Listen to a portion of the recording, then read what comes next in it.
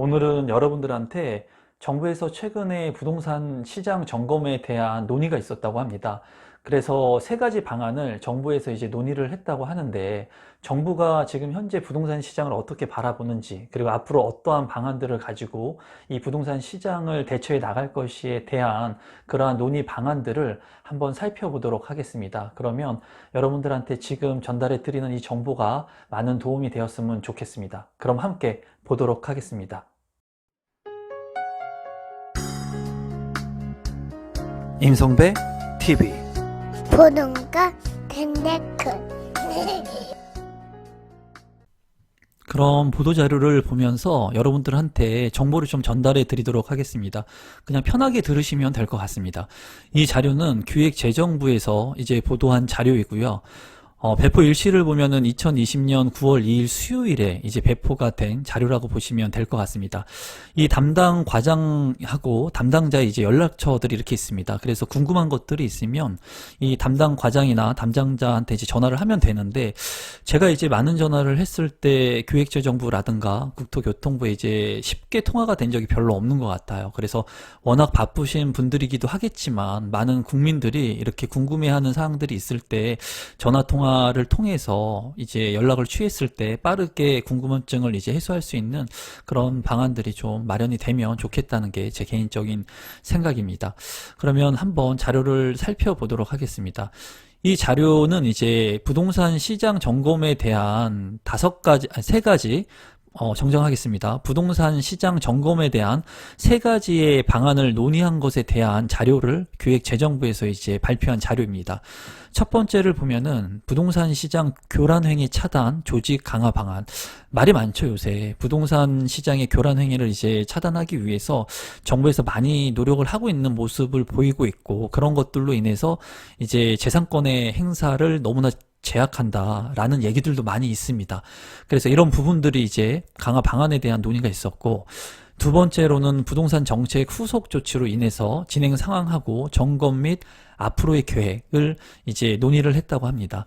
그리고 세 번째로는 부동산 시장 정책의 소통 및 홍보 강화 방안. 그래서 이 세 가지의 내용들을 가지고 부동산 시장 점검 이제 논의가 있었던 것으로 보입니다.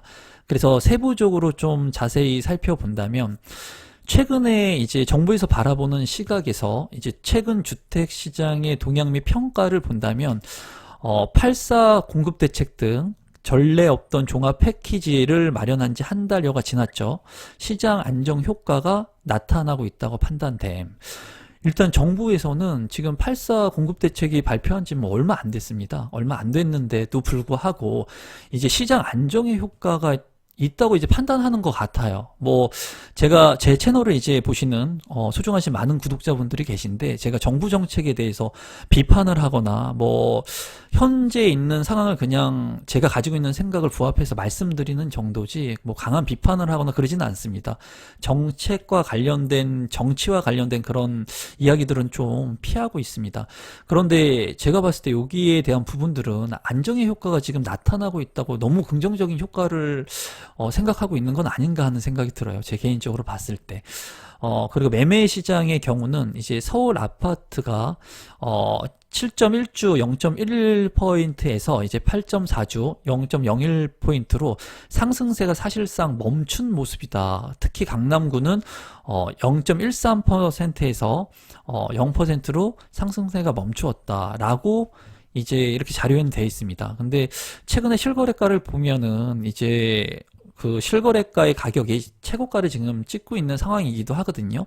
그래서 이런 시장에 대한 그런 평가를 지금 하고 있고, 뭐 상승폭의 감소 추세이다, 이런 논의를 했는데, 지금 너무 긍정적으로 좀 바라보고 있는 건 아닌가 하는 개인적인 생각이 들어요.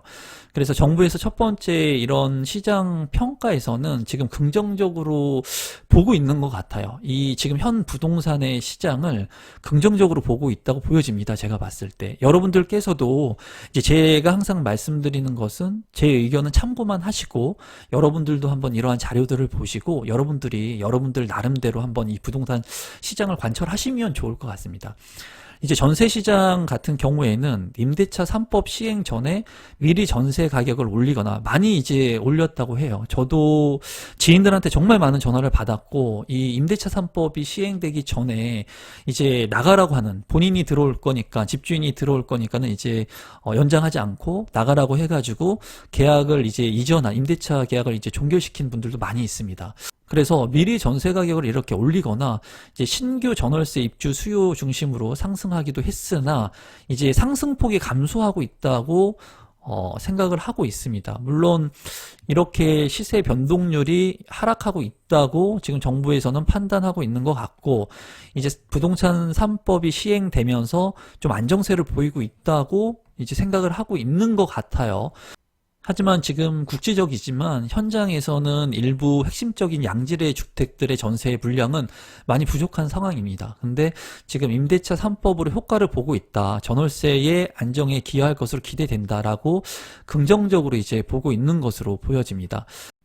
그리고 정부에서는 이제 부동산 교란 행위를 차단하기 위해서 많은 것들을 이제 신속하게 추진하고 있죠. 그래서 시장 안정세를 확고하게 착근시키기 위해서 두 가지 정책 기조를 일관하게 추진해야 된다고 얘기를 하고 있는데, 첫 번째는 이제 수요 공급 정책 패키지가 확실하게 작동되도록 추진하는 것이고, 두 번째는 수급 시장의 교란 요인인 투기 수요 불법 거래의 모든 교란 행위 등에 대해서 강력히 대응하는 것임 해가지고, 그래서 정부에서는 부동산 시장 교란 행위 차단 조직 강화를 하기 위해서 이제 신속하게 할 수 있는, 단속이나 처벌을 할 수 있는 상시 조직을 만들려고 계획을 하고 있습니다.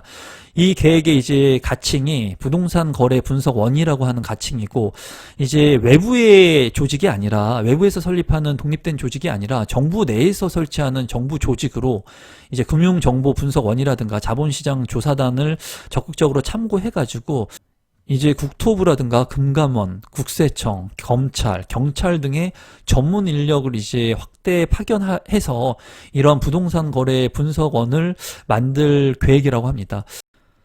그래서 이런 부동산 거래 분석원을 만드는 것은 긍정적인 요인과 이제 부정적인 요인이 있을 것으로 보여지고, 지금까지 이렇게 체계적인 그런 부동산 관리 감독 기구가 없었기 때문에 이런 관리 감독 기구가 생김으로써 아마 부동산의 불법 행위 거래에 대한 그 질서를 확립하는 그런 계기는 될 것으로 보여지지만, 이제 금융정보 같은 것들도 다 볼 수 있게끔 한다고 하니까 이제 개인 사생활에 대한 부분도 조금 걱정이 되기는 합니다. 이런 부분들은 이제 누구도 경험해보지 못한 거기 때문에 앞으로 좀 지켜보면서 좀 만들어서 시행을 했을 때 제 생각에는 좀 꼼꼼하게 좀 계획하에 이러한 기관들을 만들어서 체계적으로 관리 감독을 할 수 있었으면 좋겠어요. 그냥 단순히 이러한 분석원들을 만들어가지고 빠르게 만들어서 제 기능을 못하게 됐을 때는 이제 국비 손실도 일어나게 될 것이고, 부동산에 그런 좋은 효과를 주지 못할 것으로 보여집니다. 이제 두 번째 안건은 부동산 정책 후속 조치 진행 상황 점검하고 계획을 이제 논의했습니다. 그래서 중요한 것이 지금 많은 분들이 관심을 갖는 것이 3기 신도시의 사전 청약입니다. 사전 청약. 이런 사전 청약 물량이 핵심적인 입지에서 공급되기 때문에 많이 관심을 갖고 계시고, 제가 지난 영상에서도 이 3기 신도시에 대한 부분들하고 이제 창릉지구하고 부천의 대장지구의 공모가 확정된 내용들을 가지고 영상으로 다루었었죠. 그래서 사전 청약에 대한 부분을 이제 논의한 것을 간단히 보시면, 3기 신도시 등 사전 청약 계획이 이제 발표가 될 예정이고, 청약에 당첨이 되어 수년 내 입주가 가능한 내 집이 생긴다는 기대감만으로 실수요자 분들의 주거 불안을 덜고 매매 수요 완화되어 시장 불안이 진정되는 효과가 있을 것으로 예상을 하고 있습니다. 물론 3기 신도시에서 이제 물량들을 공급할 예정이기 때문에 매매 수요가 완화될 것으로는 보여져요.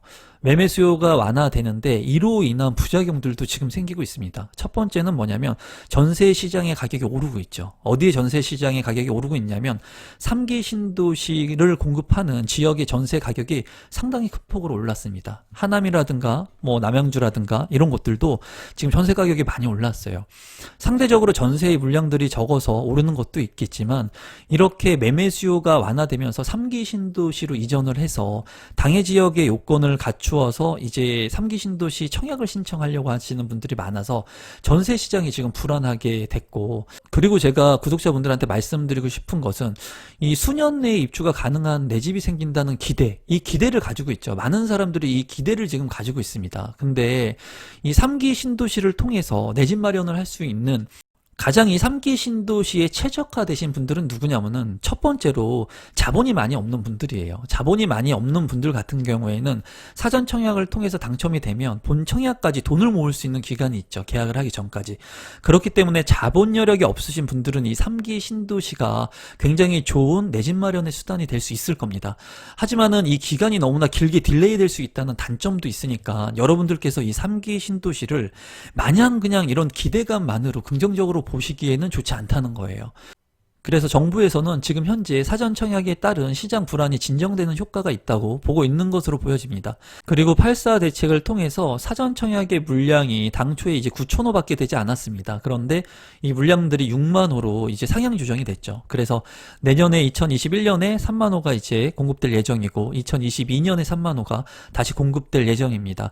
그래서 2021년에 3만 호의 분양 대상지 같은 경우에는 이제 3기 신도시 외에도 태릉CC하고 이러한 분양 일정들이 다음 주에 제가 얘기한 대로 관계장관 회의를 통해서 확정할 것으로 보여집니다. 그래서 다음 주가 되면은 3기 신도시의 이 분양 일정들이 나오게 될 거니까 그런 것들을 여러분들이 잘 판단하셔서 막연한 기대는 제가 좋지 않다고 말씀을 드리고 있습니다, 여러분. 이 3기 신도시를 잘 활용할 수 있는 분들이라면 아주 좋은 기회가 될 것으로 보여지지만 지금 현재 자본 여력이 되고 이 3기 신도시 안에 뭐 이 지역 안에 전입신고가 안 되어 있으신 분들이라면 당첨 확률을 높이기가 그렇게 쉽지 않을 거예요. 그렇기 때문에 본인의 상황에 맞는 청약 전략들을 좀 짜실 필요성이 있어 보입니다. 이제 세 번째 안건으로는 부동산 시장 정책 소통 및 홍보 강화 방안. 그래서 최근에 이제 6.17 대책, 뭐 7.10 대책, 8.4 공급 대책 많이 어지럽죠, 여러분. 저도 헷갈립니다. 너무나 많이 대책들이 나와서 많이 헷갈리는데 이러한 수요 공급 양면을 망라하는 종합 패키지를 이제 마련하려고 한다고 해요. 그리고 짧은 기간 안에 이제 세제 대출 개편, 그리고 임대차 3법 도입, 정비사업 개편 등 다양한 정책을, 그래서 이 6.17 대책이 나오면서 내 집 마련을 했던 많은 분들이 대출에 대한 규제에 따라서 강력한 그 소급 적용이 안 된다고 이제 처음에 발표를 해가지고 많은 분들이 밤잠을 못 이루면서 제 유튜브 채널에도 많이 그런 어려움들을 호소하는 글들이 많았거든요. 이제 여기서 중요한 것으로 보여지는 것은 이제 대출의 개편하고 세제에 대한 부분을 얘기하고 있죠. 그래서 대출에 대한 부분은 제가 봤을 때 이제 무주택자 분들한테는 지금 현재 규제가 강한데 이 대출의 규제를 좀 완화시켜 줄 필요가 있을 것 같아요.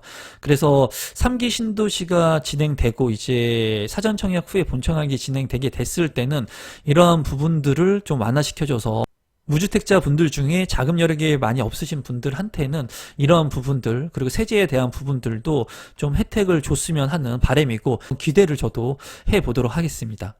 이제 마지막으로 제가 말씀드리고 싶은 것은 이제 제도 변경들이 많이 된 사항들에 대해서 종합설명 자료 Q&A를 이번 주 금요일 9월 4일에 이제 기재부, 국토부, 금융위 등의 관계부처 홈페이지에 게시할 예정이라고 합니다. 그러니까 이러한 내용들을 좀 일목요연하게 정리를 해서 올릴 것으로 보여지고, 그리고 이제 부동산 제도 현황이나 시장 통계 등을 국민들이 잘 알 수 있게끔 원스톱으로 확인할 수 있는 부동산 정책 정보 웹사이트도 9월 중으로 이제 확대 개편할 예정이라고 합니다. 그래서 이런 것들이 또 나오게 되고 발표가 된다면 제가 여러분들한테 도움이 될 수 있는 내용들은 영상으로 만들어서 제공해 드리도록 하겠습니다. 그래서 오늘은 기재부에서 발표한 부동산 시장 점검에 따른 그러한 내용들을 한번 살펴봤습니다. 이 내용이 여러분들한테 도움이 됐으면 좋겠고요. 많은 분들이 이러한 정부 정책이나 또는 정부에서 발표하는 이런 보도 자료들에 관심을 갖고 본인 스스로 좀 공부를 하시고 생각을 많이 하셨으면 좋겠어요. 우리 구독자분들도 오늘 제가 이렇게 보여드린 이 기재부 내용들을 한번 살펴보시고 제가 한 내용하고 아마 생각이 틀리실 수도 있을 겁니다. 그런 여러분들의 생각들을 자꾸 하시면서 부동산을 바라보는 시각들을 여러분들의 눈으로, 여러분들의 것으로 만들었을 때 이제 부동산 고수들이 가지고 있는 자기만의 투자 원칙들이 생기는 거거든요. 그래서 우리 구독자분들도 이러한 투자 원칙들을 하나하나씩 만들어 가면서 정말 즐거운 부동산 재테크, 그리고 나를 지킬 수 있고 내 가정을 지킬 수 있고 내 아이들을 지킬 수 있는 건전한 부동산 재테크를 해 가시면 좋을 것 같습니다. 이 영상을 보시는 분들이 내 집 마련을 하고 그리고 진정으로 행복한 삶을 살아가시길 바랍니다. 항상 저한테 격려해 주시고 끝까지 시청해 주시는 우리 구독자분들께 오늘도 진심으로 감사드리고요. 이 영상이 처음이신 분들은 제 영상이 조금이라도 도움이 되셨다면 구독 버튼, 좋아요 버튼 눌러주시면 제가 영상을 만드는데 아주 큰 힘이 됩니다. 그럼 오늘 영상은 이것으로 마무리 짓도록 하겠습니다. 여러분 감사합니다.